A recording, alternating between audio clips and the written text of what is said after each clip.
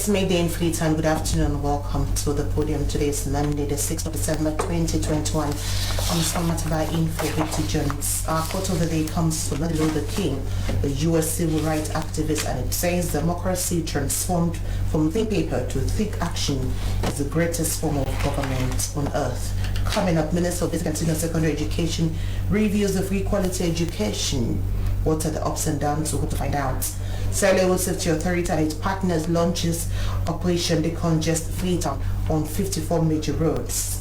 These issues, including the messages which you can send to the number 08373-504. The number again is 08373-504, or you can follow us on our Facebook page on SLBC TV, channel 31, and remember to follow us there and send in your messages. It's the podium.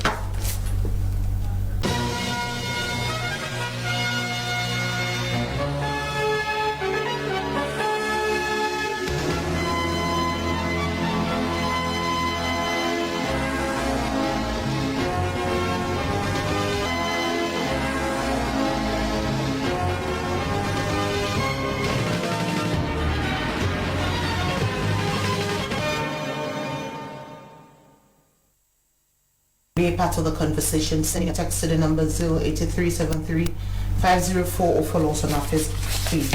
One of the recommendations reached out by the Transport and Internal Affairs Committee in Parliament after the Wellington fire disaster was for major streets in Freetown to be cleared of unused vehicles. In the process, 54 streets in Freetown have been identified as areas to be decongested as the Sierra Safety Authority and its partners to the officially start Operation Decongest Freetown. Some streets have been converted as garages and parking places for abandoned vehicles, a move that has seriously affected the flow of traffic. According to the SLRSC Acting Executive Director, they have held series of engagement with stakeholders in the transport sector, including the selling police, traders union, owners of garages and other people, to ensure that this operation, which commences today, Operation Decongest Freetown, is implemented without hindrance. To take us to speed, I have in the studios Director of Road Safety and Enforcement, Sierra Road Safety Authority, Augustine Kaitungi. Good afternoon, welcome to the podium. Good afternoon. Good afternoon, viewers. I also have Vandelan Salon, who is the Director of Communications for the Traders Council. Good afternoon, Mr. Vandi. Welcome to the program. Thank you very much. It's a pleasure having me. I also have the President of the those that actually own Motor Vehicle and Maintenance Association, Christian Paul Farmer. Welcome to the podium. Thank you very much. I'll start with you, the Director of Road Safety and Enforcement at the Sierra Road Safety Authority. This is not the first operation to actually decongest, the Freetown. There have been several operations from Freetown City Council to the Sierra Police, and this one. Take us to speed. What actually we all knew that the background is that the fire incident around Wellington also prompted this. But take us to speed as to how effective would this operation be, because to the decongest Freetown has been an old age problem altogether. Of course, like you say in your intro, for us as an agency at the Sierra City Authority that has the mandate to ensure that people have free flow of traffic, we have also the mandate to ensure that unnecessary obstructions are actually clear from major corridors within western area in Sierra Leone as a whole. We've actually initiated operations of these natures in several ways and at several times. But what's been the challenge has been sustainability, how we can actually sustain the operation itself. And the things we've actually been missing in all of the previous operations has to do with thorough stakeholders engagement on the operations, because we have the view that road safety is a collective effort, and we want to actually initiate system approach, methods, measures that can actually take through to achieve road safety, to ensure that road safety best practices are actually preached to our valued customers. We have to ensure collectively we involve all of the stakeholders, we engage them. We try to actually identify areas like we've done by identifying 54 major streets in Freetown. Some of those streets we think that people have actually engaged those areas by doing legal garages there. Some of these streets we've actually also realized that you have derelict and abandoned vehicles at those streets, so that actually precipitated it, and by extension we are called by the Sierra Leone Parliament that is playing oversight functions on the activities of SLRSA for us all as stakeholders to actually meet a brainstorm on that and also design way forward that will enhance us to ensure that all of these major corridors we've identified are cleared, because like you said, when there was that fire disaster at Wellington, what actually made the situation to be more precarious was the fact that you had a lot of abandoned vehicles that did not actually enable people who wanted to escape that particular disaster to have actually done that. So we've met with them, we've also met in Parliament, and we've engaged them, and the resolution that we've reached at was for all of us to assemble together to ensure we design tax, various responsibility based on what actually you have in the legal enactment. For instance, City Council that has the mandate to also regulate traders alongside Traders Council. For instance, Motor Vehicle Maintenance Association that has also the mandate to regulate their membership. Drivers union, bike riders union, because we realize that major corridors where these commercial vehicles are supposed to actually disembark passengers, take passengers, they have been occupied by bike riders, which is making the situation more cumbersome for us, more difficult for us. So that is why we meet with them to see how we can actually give different specific responsibility to all of them, which is going to be guided by SLIS, civil society group, members of the Fourth Estate, to ensure that this particular operation we've initiated today, the 6th of December 2021, which will last until the 18th of December 2021, is actually sustainable, and we'll be having a team after the operation on the 18th of December 2021. We also form a tax team. That tax team will now have the responsibility to actually move right across all of the areas we've identified to actually ascertain compliance and conformity.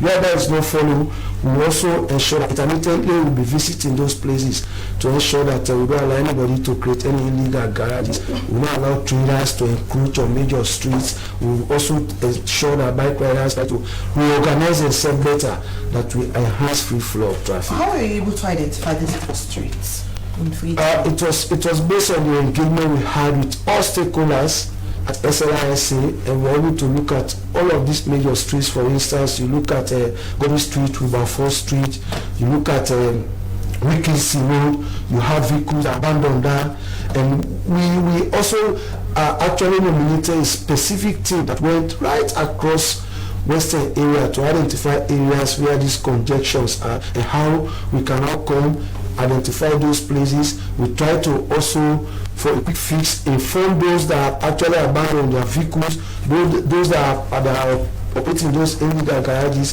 for them to stop by ensuring that a notice is placed on their vehicle within a stipulated timeline, which we are expecting them to remove them, or we remove them at their own detriment. That was how actually we did it. It was through stakeholders engagement. Director, I started today from Freetown to that of Frappe Road. It's an area also that's becoming an ISO, especially for abandoned, trailers or containers. How was the operation like? But that has been a bone of contention. Many accidents have occurred in that particular area, close to the Waterkey and coming down to Frappe Road. Of course, I agree, and that is why we focus in a particular area to ensure that for a quick fix, because when you look at that vicinity, you see a lot of abandoned things there from Freetown onto Bishop Johnson. According to research studies we've done. So based on that, the team that we've assigned, because actually very team into two. You have one that is going to engage the Far East, and you have those that are actually going to engage from Freetown onto Bishop Junction to ensure that all of those abandoned things, and the beauty about it all, we've actually been accorded that responsibility by the Sierra Leone Police, for us to be given actually massive empowerment at the Sierra Leone Police Training School.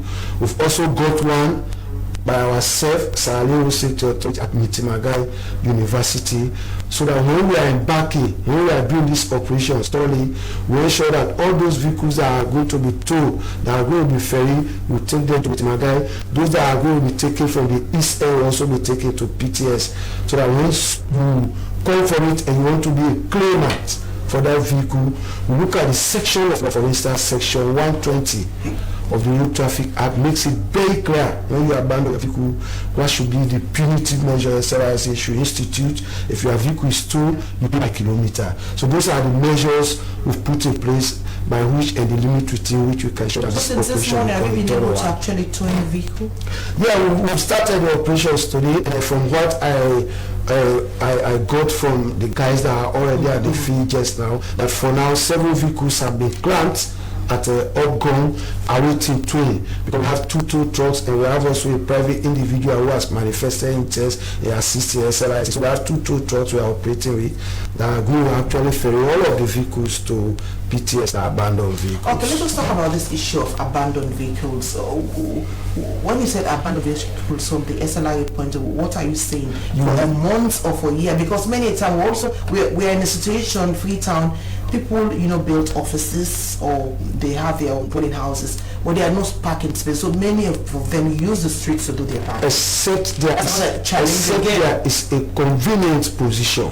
But when you have your vehicle and you've actually placed your vehicle at a stationary place for a week, month constitute an abandoned vehicle, and we refer to those vehicles as abandoned vehicles. It's not when you have your vehicle, you take it in the office adjacent, you park there in the evening, you move it. No, that's never an abandoned vehicle. But you've parked your vehicle for a week, 2 or months without actually moving it, and you realize that a lot of things now will come up because the vehicle has actually overstayed in that particular environment. So let's now talk about the issue that is becoming also a menace, and that has to do with the many street garages. People are now operating, on major roads as street garages because people want to operate garages but don't have the structure.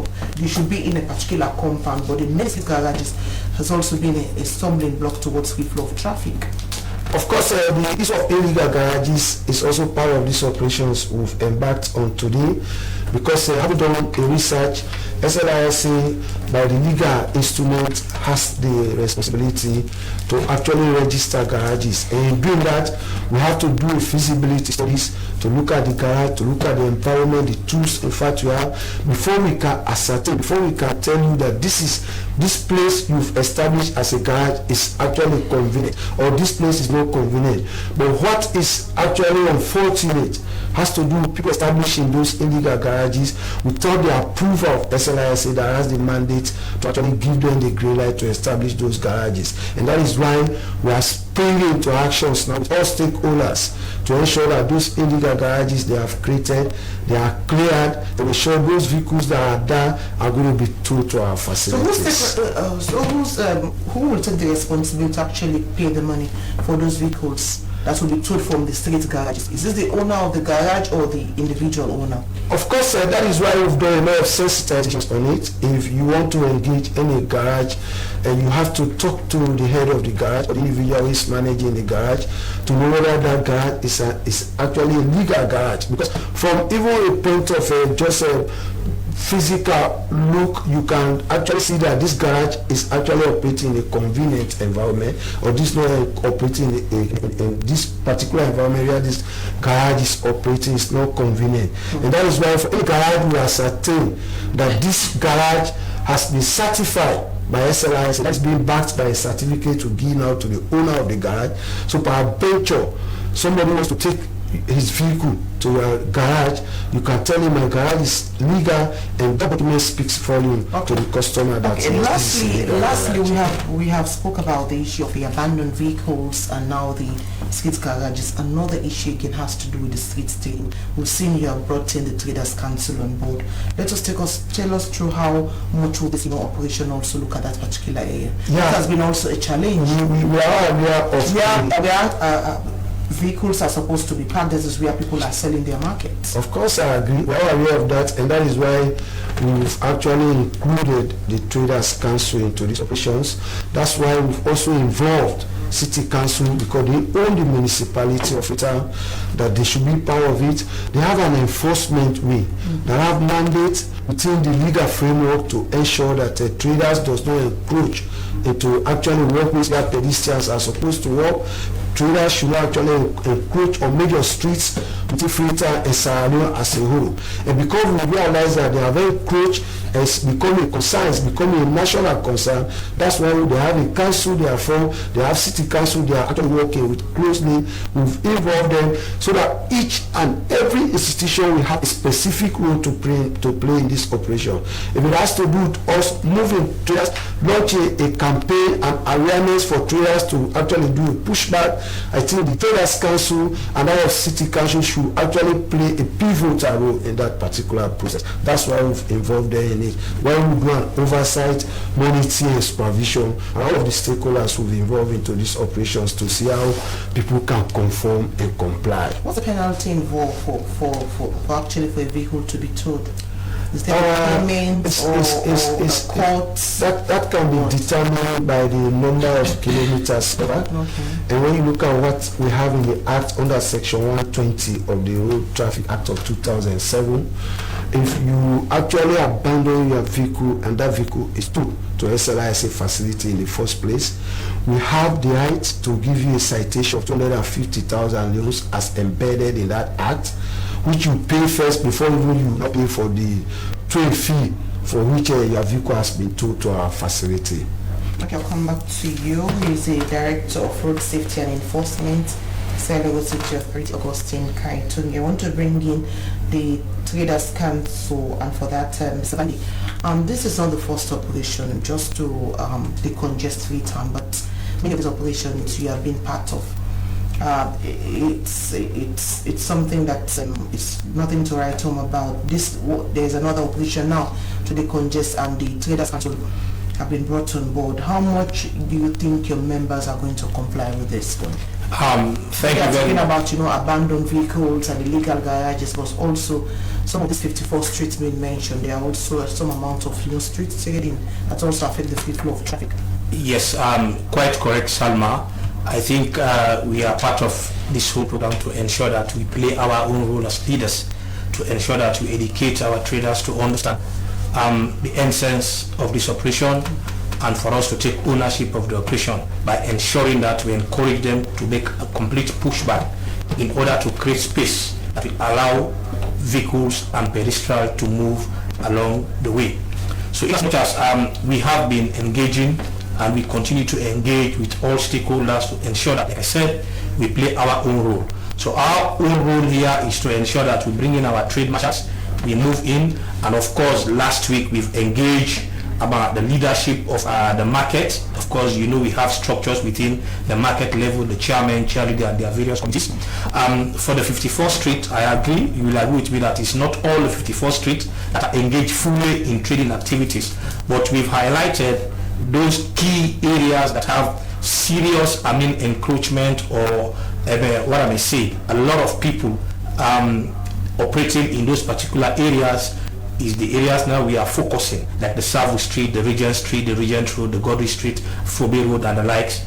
We are moving in advance. Of course, we have an advanced team now that have taken the message to the traders themselves, encourage them with the committee to have a complete pushback. So we are working on it, and we are together with the team, as he mentioned, out in the street to ensure that we supervise and monitor how far these activities are going on. Have you been able to sensitize your membership? Because many times the issue of resistance has also been an hindrance to the success of various operations.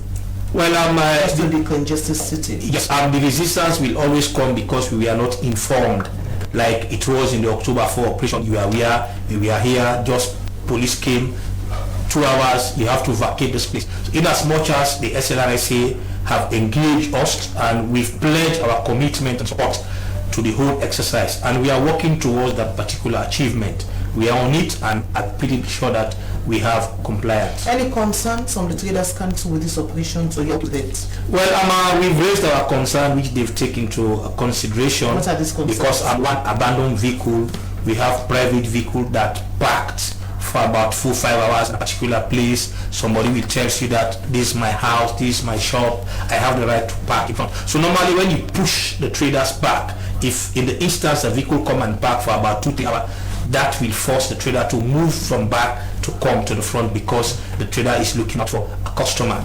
We have shops that display their goods right in from the shop right to the footpath, which should have been, that small place should have been acquired by a small petty trader. You see somebody that owns a shop display his or her goods You have the likes of the Omoland case, the Baro, they are all forming part of the decongestion. So those issues has been highlighted in a meeting which we've discussed, and we've agreed to look at those seriously and try to address them whilst we're moving along. Do you think this time around this whole operation will be a successful one?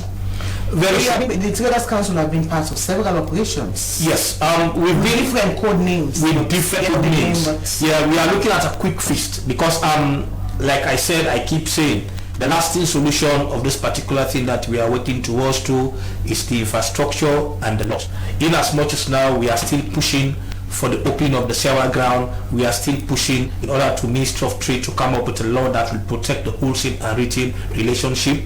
We look forward to that. But for now, we've entered in the festive season. You and I know that we have a lot of people that are coming in. So we want them to see a city that is very, very well organized and very beautiful. So now we are looking at quick fix. But in as much as we are looking at a quick fix, we are still advocating to ensure that the Sewa ground market be open and the laws will be fixed in order to address the wholesale and retail relationship. Okay, I'll come back to you. Let me bring in Mr. Farmer. You're very keen in all of this, especially for street garages. This has been a concern to citizens, and even visitors. The amount of street garages all over the place, and they're contributing to a lot of problems, especially for the free flow of traffic. As an association, what have you been doing to educate people that if you want to operate, a garage, you should be in a position to rent, or lease a particular land to do? But the issue of street garages is all over the place. Yes, indeed, you're quite correct. Yeah, we've engaged our members, even those that have their private places or leased lands that they are using, also to spill over from their domain, right? It will actually interest you that some of us actually have garages that you can rely on, which is much more spacious. But we have this tendency to keep broken cars inside the compound and start to walk on the street. If you go to most of these garages, this is exactly what is happening. They spill over, okay? We also have other people that are working. Those ones we don't refer to as mechanics, or we don't refer to them as garage owners. They just get their clients, stay by the street and do what they want to do and move up. And you find these vehicles are abandoned sometimes. And in most cases, people sleep in those vehicles, mess in the vehicle. Sometimes they send under the vehicle, if you check under the vehicle, see feces and sort of other things, which is actually not conducive even for the neighborhood. Okay, we've gone all over those areas and try to actually encourage them to stop that practice, because it is very, very wrong. And the context of accident, right? They are so prone, because most of those vehicles, if at all you dismantle the vehicle on the road to see, right? It is obvious sometimes they are parked there even without park light, no tail light. And most times you see other vehicles running into them, right? Of course, some are even fatal, because I've even confirmed 2 that are fatal, right? But these guys, most of them are not members of the slave mob. So what we have done so far, now we've got a database trying to collect everybody, right? Try to get all garages that are registered, and even those that are not registered but are actually running a decent garage, so to say, but they are not registered. We have even those categories. And those ones that are actually out of range, of course they are not registered, they are not working in a conducive area, those ones we are trying to waive off from the street. But with the support of the SLRSA, the police, and the law, I believe with their aid we can achieve that. Contrary to that, on our own as an association, we cannot, or we don't have a mandate to enforce the laws that you have to move here and take it on them. But with the support of the institution that are responsible, I believe we can make it. Why are some of your members bent on actually doing their business on the streets? Because you must ask all these questions. Yes. Through interaction with them. It is. Let me don't go that part anyway. I've asked this question several times, and one of the things that beat me down fell, Mr. Farmer, yes, now you're asking us to live here. If I leave here, where am I going? Where am I going to start my business? How am I going to survive? These are the questions they ask me about. I said, look, listen, my friend, you're trained, you're professional. First of all, you're sure of what you're doing. I believe you're professional. Ask yourself this question. Is this area conducive for you to work under this kind of weather, even under the rain and under the sun? Is it conducive for you? Where are you keeping your tools? Where are you keeping your equipment? Right? If the clients come to you, right, where is he going to sit down? Where are the restrooms? Where are the rooms? There's nothing. So this is not a business center. So you have to stop. But they keep saying, oh no, we don't have where to go. If at all we stop this practice here, then we have nothing to do. But I'm seeing all this because we are not enforcing what we should be doing. If only we exercise a little bit of force that no, this is it, right? Then I believe we can get there. Then the other thing that I'm paying attention to closely are the customers, the people that actually own the vehicles, right? Because if you buy your vehicle for $5,000, $10,000 or whatever you may call it, and take it to a street garage, right? What are you going to have in return? These are my questions. Because it's not about you taking the vehicle to the garage, it's about delivery. And that place is not a garage. So I'm looking at it closely by law, by extension, if only the law can start to frown at even the clients of those vehicles, not only the mechanics. I believe it will change the narrative. Now the operation started today and it will end on the 18th. Have you been able to actually sensitize your membership? Oh yes. On the enforcement aspects? Yes. Now as I speak, most of the streets are cleared already. In fact, my own shop is at Polytechnic Street, and Polytechnic Street is one of the streets that are highlighted in this project. But the vehicles that were there were abandoned vehicles. But if I'm talking now, if you go down there, it's empty. And several other streets that I've covered, because I went around myself, trying to see other people, other garages, and make sure I make myself. Even though we actually have a group, a WhatsApp group, right? So I've sent the message right across, and we've discussed it in the group. Then I've gone around myself and tried to see whether the message is actually sinking. And of course, so it appears as if these are not other vehicles then.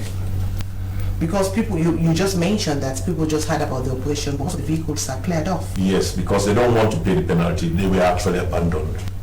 Because they've been there, like, for the ones at Polytechnic Street, the two that were at Polytechnic Street, have been there for the last like 3 months. Because it was early this year, yes. Those vehicles had been there. Some 3 months, some 7 months. So that vehicle is abandoned, so to say. Because if the vehicle is actually in use, if you don't even use it this week, but you will use it next week, or use it today and tomorrow, or alternatively. But for it to be there over a week, 2 weeks, 3 weeks, and once people were asking me, how do we distinguish an abandoned vehicle to vehicle that are just parked? Right? It is very simple. When you go, you see a vehicle parking. When you look even at surrounding the tires, right, or underneath the vehicle, you find out, okay, no, this vehicle has been here for the last 1 week. The rain or the wind, when it blows the dirt, you will see it around it, add features around it. You will be able to determine it. It's very easy. Right? So with this vehicle, go there, no, this vehicle has been here for ages. It's very easy for us to determine. And some of these vehicles, they use them as houses, so to say. People sleep in those vehicles. And they don't have toilet, they don't have where to go. They just use the street and litter what they want to litter. And even all that is against us, however. But the blame is coming back to us as mechanics or as garage owners. And if equally, we as an association, as a body, actually frowns at that.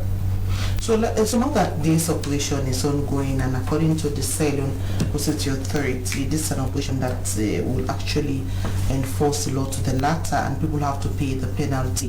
How are you going to encourage those who think that the only way to succeed through this garage business is to be on the street, to educate them to actually move out of the street, because this operation is likely going to push forward? Yes.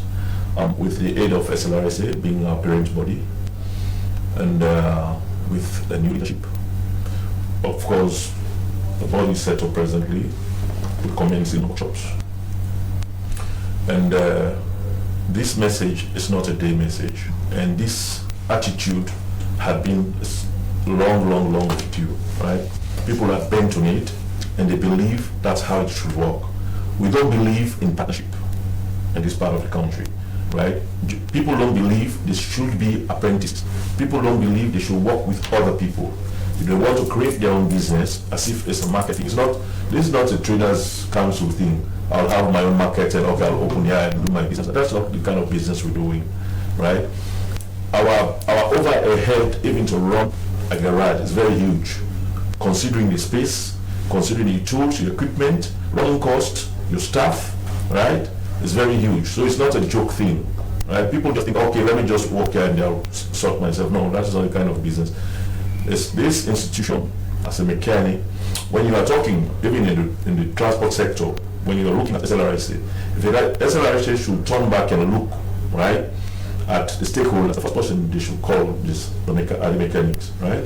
Because we equally have dual experience or dual education in whatever they're doing. We are both drivers, we are mechanics and electricians and the rest that should go down, right? So we have all this experience. So it's nothing that you should say, oh, don't worry, I'll do it, I'll just bring it. But I'm bringing, just as I said, the client that do have the goals, we actually have to put something in place to see how we can bring them on board. Because if you are taking this vehicle now to your garage, you must sense that, no, here is conducive, or here is not conducive. At least make sure you have value for your own property to start with, and value for other people. I'm sure we should start from there. Okay, I'll come back to you, Christian Paul Farmer, President of Selling Association of Vehicle Maintenance Association. We'll be for a short break, and when we come back, the program will continue. Vimto's unique recipe has been refreshing Sierra Leoneans for over 30 years.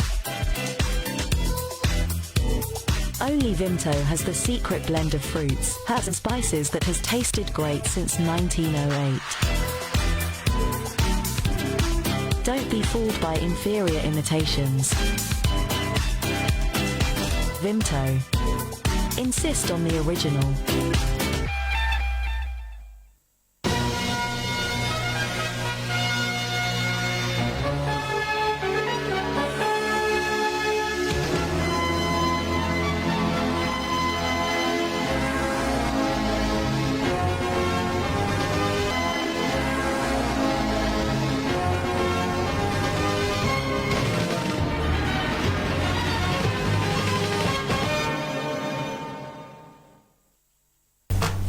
Welcome back to the program, The Podium, live on the SLBC. Continue to send message to the number 088373504. Follow us on our Facebook page and channel. That to want to continue discussions this afternoon as the Sierra City Authority and partners commences Operation Decongest Freetown, which commences today and it will end on the 18th. I want to begin Mr. Tungi from the Sierra City Authority as Director of Safety and Enforcement.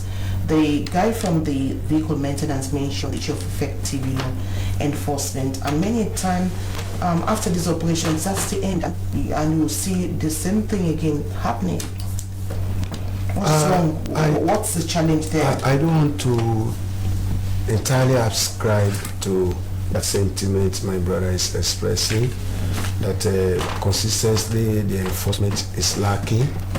Because he can agree with me that on several occasions we've actually been doing this similar operation of this nature to ensure that garages that are not operating legally are actually moved. But when you are enforcing law, you look at the powers you have, the authorities, the mandates, and how you enforce them within the ambit of those responsibilities that are conferred on you by law. For instance, you are operating in the garage and SLRSA, by an act of parliament, has the right to actually visit that garage, look at necessary equipment you are supposed to get, logistics, the environment itself, and which in our own view we may realize that you don't have it. And we will now to the vehicles that are in that garage to our facility. We'll be getting problems with stakeholders, like he said. When you search a vehicle, you see somebody coming to say, my vehicle was at the garage, why do you have to tow it? But to us, we are towing the vehicle because you've taken your vehicle to a garage that is not registered, or as I say. And that garage is operating in an illegal environment. And the subsequent effect of that kind of operations they are doing in those places, like for instance, you look at Modern, just at the new that is under construction, you see a lot of vehicles there now that are operating. And when you embarked on such an operations, the oil spill on the tire had the propensity itself, the cause, the effect to actually damage the tire. So this on technical background, these are all things we look at to even tell the Motor Vehicle Maintenance Association that yes, you have also a role to play to ensure that this is an organization you form, you interface with your membership, tell them that this and this they are doing, they are not road safety best practices, that they should stop. For us, we go there, you tow the vehicle, by the legal laws, legal mandate you have, you are supposed to tow that vehicle and the individual has to go and comply with payment. We will not say this vehicle will not release it because we met this vehicle in an illegal garage. No, the law does not give you that particular opportunity, that particular privilege is not accorded to us. So the mandate we have is to tow the vehicle, and you tow the vehicle. If compliance is followed by pay a prescribed fee, the individual whose vehicles has been towed paid, you have any alternative but to actually release the vehicle. And this is why SLISA has actually again worked with all stakeholders in the transport industry to see how we can do a legal review on some of these lacunas we have in the laws. That is not actually asking us to enforce the law to the letter, because these are the problems, also challenges we are confronted with as an institution. We embarked on operation with, and in the process we actually towed an abandoned vehicle, and that vehicle I can say was almost a vehicle that you cannot use in any shape or form, and that vehicle was actually crushed by the operation team. So what the owner of that vehicle did was to seek legal redress, considering the fact that SLISA has in the mandate to crush his vehicle even when it's a derelict vehicle. So at the end of the day, we are asked by the court to pay the individual, considering the fact that he hasn't the power to actually crush that vehicle. And that is why we have actually gone back to the drawing board to ensure that we look at all of those lapses in the law. We've identified them, we've met with stakeholders, we've crisscrossed Sierra Leone to actually tell stakeholders, for instance, that these are the things we've discovered in the laws that are enhancing us to enforce the law to the letter thoroughly. So we've put those documents together and we've actually forwarded them to the Ministry of Transport and Aviation, because that's the ministry playing an oversight functions on the activities of SLISA. So the ministry in return has to also engage other stakeholders to tell them that this is what SLISA has identified and that they want a review on all of these things that are identified by SLISA. So brainstorming on those issues, discuss them, and then to make sure now that there is actually a legal framework developed. The moment that one is done, I think that will enhance us to actually overcome some of these challenges. Police, no? Yes, the Sierra Leone police also have powers and they have limitations. And because they have those limitations, once you apply those powers, sometimes you see excessive powers. Sometimes when you actually work above, not within the mandate that is actually embedded, that is actually given to you, you have also people who are very, very conscious, who are legally minded in society, to tell you that this you are doing is not correct, it's not within the framework of the law, and you have the right to also enforce the law within those powers, those mandates you have, and the limitations you have. You also work within those things. So we are working with the Sierra Leone police, even these operations that is ongoing as I speak to you. The police are with us in their numbers, they can attest to it. We have the OSD officers, we have even CDID officers to ensure that compliance is followed, even from those that are actually embarking on the operations.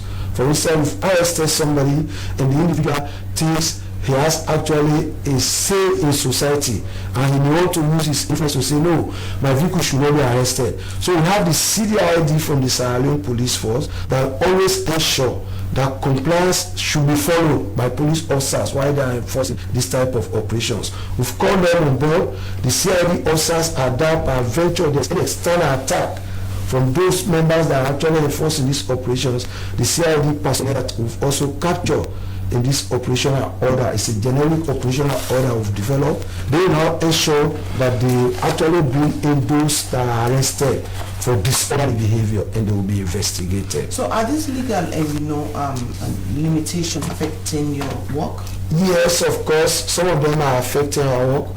For instance, you've given citation to somebody that has parked his vehicle in actually a prohibited place, and you've given that citation, of which that citation is supposed to be honored within 72 hours.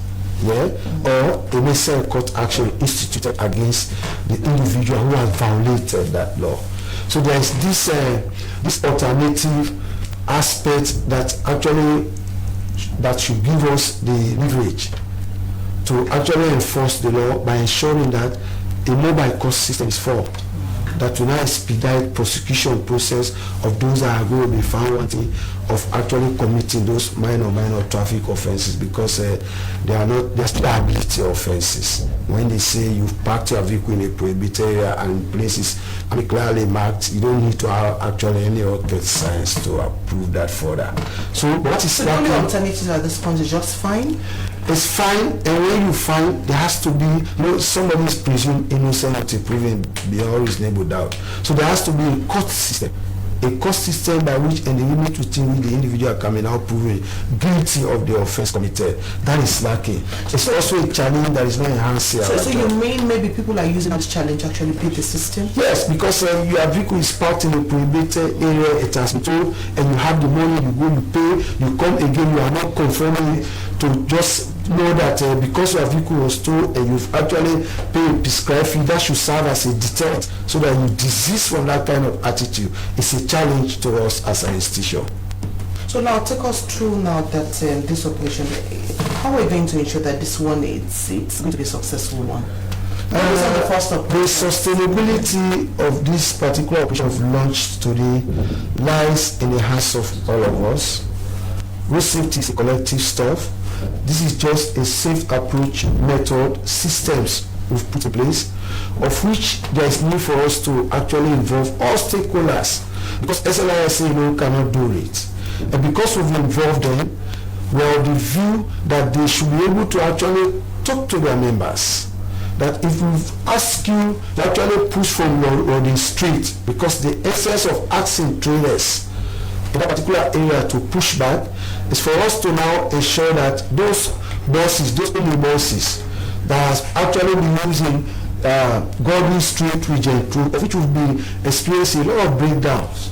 They cannot use PZ and they navigate their way through the street, and they cannot come Golden Street region road and come down. But it is virtually becoming like a batch. Yes, and that is why we've involved these people so that they can talk to their members, to actually do a pushback so that a thoroughfare can be created for those buses who want to be using that route. So let's now talk about for the fines that someone should pay once your vehicle is actually towed. We are hearing of something like 700,000, 1 million leones. We actually... It's a huge amount of money. Yes, depending on actually how you try to comply with the laws. For instance, your vehicle is parked in a prohibited area and that vehicle has been issued a citation, of which that one is stipulated in the Road Traffic Act under Section 120. That when you abandon your vehicle, you should be given a citation of 250,000 euros. And if you don't comply for that vehicle is towed to our facility, you are going to pay 500,000 euros, only based on the kilometers covered. So that's why normally people say my vehicle has been towed and I pay much, 700,000 and above for this vehicle that has been towed, because you have to pay for the citation, which is ticket as embedded in the act that brought us into existence that we are enforcing, and also the toll fee which we charge by kilometers covered. If your vehicle is towed from a SMBC here to our facility at Dwayne, we will now actually look at the distance covered from SMBC to Dwayne and we charge you based on the distance kilometers covered. Well, many times people owners also complaining that when they pay this money, the condition of their vehicles are not the same as to when you actually collected those vehicles. And we have local securities who've actually contracted, who are doing their utmost best to ensure that all of the properties within our facilities are protected. And we've not actually been confronted by any customer saying that perhaps my vehicle has been towed to your facility and that vehicle has been vandalized. The only thing we're experiencing is people coming to say you've told the vehicle, and that vehicle has been actually disposed to the general public, of which SLIC has the legal framework to enforce that. If your vehicle is told and that vehicle take with us 3, 4, 5, 6 months, we have actually the right by law to do the needful by ensuring What's the needful? By ensuring that, for instance, all of those vehicles that must have overdue at our facility, they actually put on newspapers, we engage radio stations to actually sensitize owners of those vehicles that your vehicle was abandoned, that vehicle was towed to SLIC facility, it has been there for a while, and you've not seen any claimants for that vehicle. So SLIC is planning to ensure now that we put together all of the registration numbers of those vehicles and we send them to the legal officers at law officers department, who can now actually screen the vehicles that we send to them based on the dates they were told, various dates. They realize that this one has been told and it has taken more than 3, 4, 5, 6 months in the facility. They will also display that on newspapers, and for the general public to know that yes, my vehicle was told at SLIC, I've seen it on the newspaper, I've heard it on radio, and people are now seeing that this vehicle with registration number ABR041 has been told to SLIC facility for a while, and nobody has actually appeared there to show claimant for that vehicle. And if nobody does not appear to show claimant, SLIC will now actually dispose this vehicle, of which we have a transparent system. We do it by ensuring that the ACC, Anti-Corruption Commission, they are part of that particular team we form to ensure that that process we actually organize to auction to dispose those vehicles. We told that we overdue at our facility. They are all part of it to ensure that the process, a level playing field is created around it. I'll come back to yes, the man from Traders Council. He mentioned a particular accident, that is Rodin Street. That place is virtually like a trading center, and he mentioned that this street is among the 54 streets that we cleared off. How much have you been able to sensitize those people? Yes, lots of traders around that. Yeah, you agree that Rodin Street is within the CBD, and the CBD is the Central Business District area. That based on what we are going through, it's a key street that we do carry out our businesses. But specifically for Rodin Street, we've called upon the executive. Don't forget that we took them during the days of the former mayor. It was as a result of the at Victoria Park, in Victoria Park. So when they were about to demolish Victoria Park and construct the building, we asked the mayor for them to be housed for a short while. After the construction of the Sewa grounds, they will be taken into Sewa grounds. But now it appears different. So what we've done, we've called them and we'll try to engage the Freetown City Council, because we are having an MOU that made them to stay there to see how best we can come back and rearrange ourselves and see if we could have an alternative that will take them back into another place for us to free that particular street. Indeed, it's true that it's unfair for traders just to occupy a whole street without allowing vehicles to fly to that area. It causes a lot of traffic. And that particular road is difficult to do push back, because there is no space for people to actually push back. No, for in respect of Rodin Street, most especially that upper side that link up to Regent Road, we are discussing to see how best we can solve that issue. But the other side of the Rodin Street, there is still enough place for them to push back. The only challenge, when they create the spaces, we have vehicles that come to park for 2 hours, 3 hours, they disturb the whole place. So as long as that has been taken care of. What do you mean they disturb? They also have the right to park. Yeah, but because in essence there should not be street trading on those streets. We quite accept that. So if we are managing because there is no alternative, when they push back, what's our problem? They park almost for the rest of the day. That's a very big challenge for us, because if you shift someone behind, expect that when you come to buy, you will access that particular customer. But if you come to buy and you meet a vehicle in front of that customer, automatically that customer has lost you. So you'll find a way where you will stand conveniently and do your business. That's just our challenge. So in essence, this issue of street trading should be a thing of the past. So what is happening with that Sewa ground market? Sewa ground market, as we need to understand from key stakeholders, that it is in court. There are a lot of issues surrounding it, but what we are saying, the structure is there, and you are not taking the structure to the court. You take document, you take the contractor to court, and it's almost 75% already completed. So for us, it's fit for purpose. So we are still advocating and talking to stakeholders. We've approached the president in so many quarters. We've asked the president to allow us to use this. We've talked to the trade minister, we've talked to NASIT, we've talked to city council, and we are still engaging these people to ensure that that place is open for us to use. So if that place is open, but automatically how we decongest the city effectively and sustainably, because we'll be using that facility now instead of using the Freetown City Council is key in all of this. Are they part of this operation, Satongi? Yes, of course. The City Council to actually. Yes, of course. It's unfortunate that we are not here, like I said initially, that they are part of this operation, and we've designed this operation based on, specific responsibilities that are performed by various institutions. We are aware of the fact that the City Council is working closely with the Traders Council to ensure that they regulate the traders in Freetown.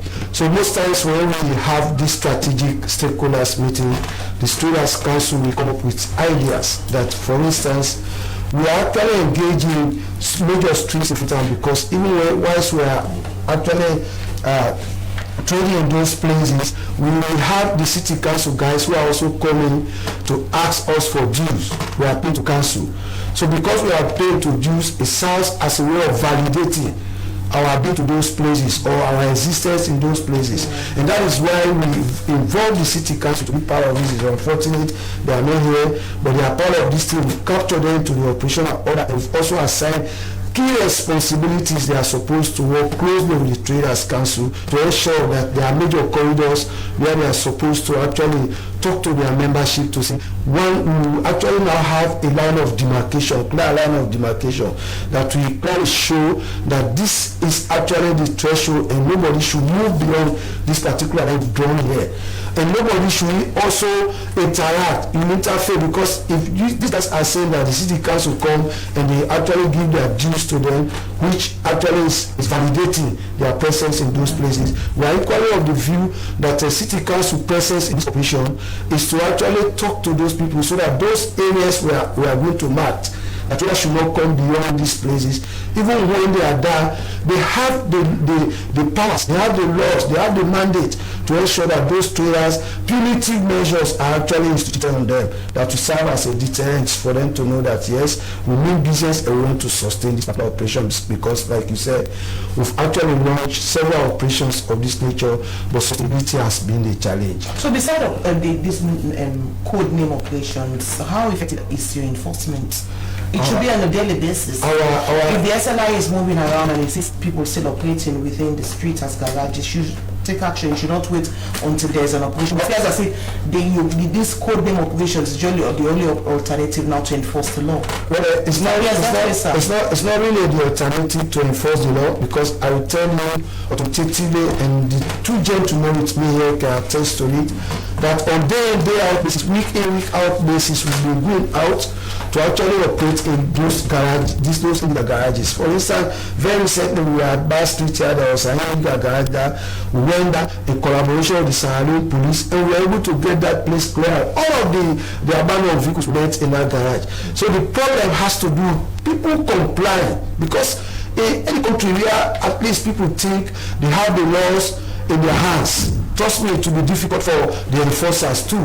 But when you have the law in your heart, there's every need for you to always think that yes, this I am doing is not correct and I should not do it, so that you desist from doing that. It's not about the police officer, it's not about the road safety corps constantly actually remind you of what you are doing. And that is the reason why for these operations we've also put a team aside, and that team will be doing a follow-up to ensure that those 54 areas, streets we've identified, constantly we'll be visiting those streets where our normal operations will also go on concurrently to ensure that compliance. So as a follow-up after this operation. Of course. All right, thank you so much, gentlemen, from the LEONE Motor Vehicle Maintenance Association, from the Road Safety Authority, and the Traders Council. That's how we descend the podium this afternoon. Our quote today comes from Martin Luther King, a U.S. civil rights activist, and it says, "Democracy transformed from thin paper to thick action is the greatest form of government on earth." Thank you so much for watching, and good afternoon.